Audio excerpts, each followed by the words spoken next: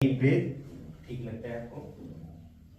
ठीक लगता है सर, पर सर तो जो भारी है, चक्कर तो काफी सुनिए कम है, बस ठीक है। वरना सर पे उसके लगता बाद है फिर कि नीचे कुछ बांध और रखा बहुत है। प्रेशर नहीं देना। से पीछे की तरफ। एक डीप ब्रेथ। हैवीपन कम नहीं हो रहा और और थोड़ा सा फर्क है, पर अभी भी है। नहीं बहुत लगा उधर से करो। पता है नींद पूरी हो रही है हाँ जी।